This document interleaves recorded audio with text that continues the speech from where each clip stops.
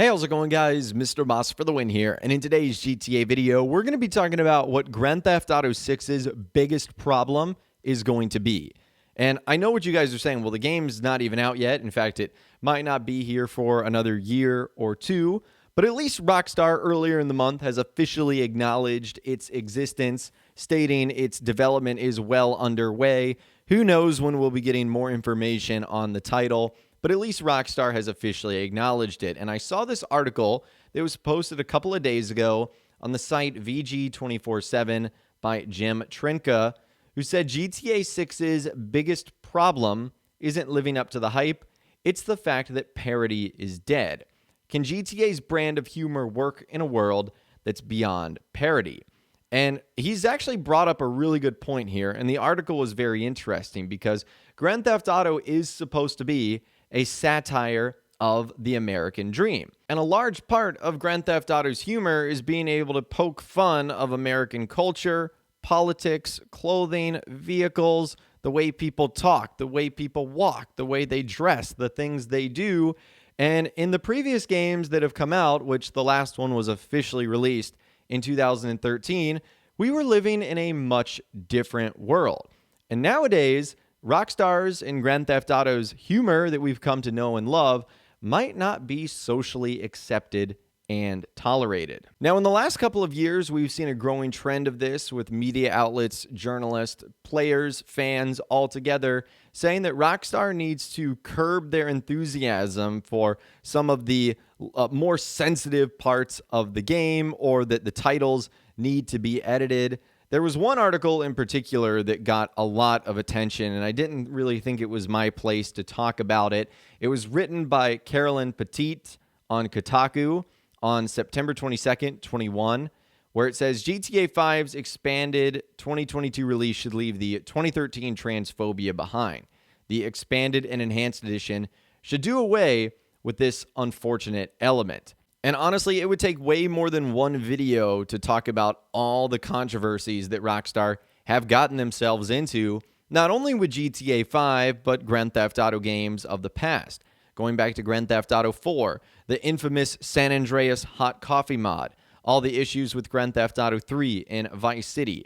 So this isn't really a new thing for Rockstar to be dealing with something like this. And at least so far, they haven't, caved in to the pressure of the outside world asking them to be either more sensitive or more politically correct, or not include various groups of people at the hand or expense of jokes. And I don't know if they're going to do that going forward. But then again, the last time they had to do something like this was in 2013. And then again, the last time they made another new game wasn't really featured in modern times. So it wasn't a satirical representation of modern day America. That would be Red Dead Redemption 2, focusing in 1899 through 1907 in the Wild Wild West. So it's a little bit different, harder to make fun of modern day society, groups of people, celebrities, whatever you want to call it. And this is just me personally. I really don't care who Rockstar chooses to make fun of in GTA 5 or what groups they poke fun at. I know this isn't the best comparison, but Rockstar even made fun of people like me, YouTubers and social media influencers. They've been doing that throughout the story. They did that in Grand Theft Auto Online as well, making fun of people who say like and subscribe constantly. And I know that's different than maybe the Kotaku article we're talking about here. But Rockstar chooses to make fun of all sorts of different people from every kind of life. And their humor is featured in the exact same way. So long story short, I don't expect Rockstar to change the way they do comedy, nor do I expect them to change the way they create their games. As long as they are technically following the rules and not doing anything wrong, I think their work is going to speak for itself. They've always sort of tipped the line on appropriate versus not appropriate, and I don't think that's going to be changing anytime soon. And I don't think that's going to be changing with GTA 6, no matter where the story takes place. If that's Liberty City, Los Santos, Vice City, Las Venturas, San Fierro, I think no matter where the game takes place, Rockstar are going to have elements of humor that probably a good chunk of people find inappropriate.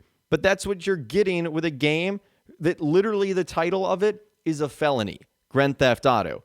And this is the way it's been for 20-something odd years.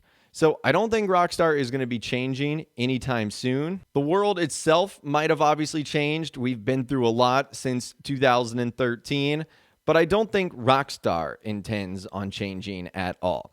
They're going to make Grand Theft Auto, and even though they've lost a handful of people from the company, Leslie Benzies, Dan Houser, there's a lot of the team that is no longer going to be the same. At the end of the day, it's still the same Rockstar Games. And because of that, I don't think GTA 6 is going to be all that different. I think it's going to be just as rude. It's going to be just as crash. It's going to be just as cruel. I mean, GTA 5 had a ton of elements that players were like, oh my gosh, we're literally like torturing someone right now. That still made its way into the game. So if Rockstar is okay with that, I'm pretty sure they're going to be okay with a lot of the things that they have planned for Grand Theft Auto 6. So I just found this to be a very interesting article that maybe GTA 6's biggest problem won't be the hype, won't be the development of the game. It might be the world we're in right now, which is definitely an interesting way to look at it. And I do wonder whether they'll be able to be as edgy and irreverent as they used to be with their humor in this very, very politically correct world. Now, I also don't expect Rockstar to dial things back completely, where we're looking at a Grand Theft Auto game that's rated E for everyone, or even T for teen, or whatever your rating system is around the world. There might be some things that they just simply don't touch on now, and that's understandable. Rockstar is known to be flexible with some controversies and issues in the past. But I do not expect a complete overhaul of the Grand Theft Auto series where instead of stealing cars and robbing banks, we're giving out hugs and handshakes. I just don't think that's going to be the case at all. So I'd love to hear from you guys in those comments down below. I know this isn't the typical sort of GTA video we do where we're talking about something going on. This is more of just like my opinion and reacting to an article. But do you think GTA 6 is in trouble just with the world that it's going to be born into? Or do you think it's Grand Theft Auto? People have got to get over it. Otherwise, don't play the game and don't let it bother you. You guys can let me know what you think about this entire saga and commentary in those comments down below. I would love to hear from you guys down there. If you guys did go and enjoy this video, though, a like rating would, of course, be awesome. And be sure to subscribe to my YouTube channel if you are new or you want to stay up to date on all the latest GTA and all the Rockstar Games videos that I'll be doing here on my channel. And be sure to ring that notification bell as well. Sometimes YouTube just doesn't work, and if you ring that bell, you'll always be guaranteed to be notified when new videos arrive. But of course, as always, guys, thank you all so much for watching. Take care, and I'll see you guys in the next video.